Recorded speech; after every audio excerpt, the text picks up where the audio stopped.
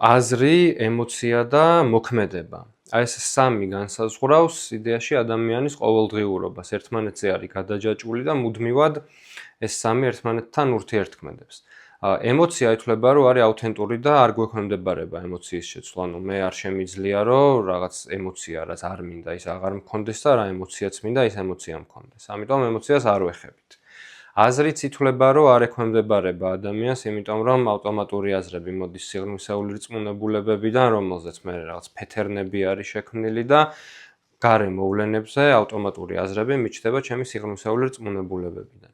ერთადერთი ვარიანტი, რომ მან კი ერი წრიდან გამოვიდეს ადამიანი არის, რომ შეცვალოს მოქმედება, ანუ ექსპერიმენტი ჩაატაროს. ექსპერიმენტი გულისხმობს იმას, რომ რაღაც განმეორებად სიტუაციაში, რომელიც არის დამაზიანებელი, ადამიანი ცვლის მოქმედებას. ოღონდ მოქმედებაც არ უნდა შეიცვალოს შიგნიდან, ანუ ჩემი აზრით სხვანაირი მოქმედება როგორი იქნება, ეს ჩემი აზრი ისევ ჩემი სიღრმისეული რწმუნებულებიდან იქნება წამოსული, ამიტომ მოქმედების შეცვლა და ექსპერიმენტის ჩატარებაც უნდა მოხდეს გარე დახმარებით, ანუ გარედან ვიღებთ დახმარებას, ინფორმაციას, რომლის მიხედვითაც მე ვცვლი მოქმედებას და მიჩნდება შანსი, რომ ამ მანკიერი წრიდან გამოვიდე.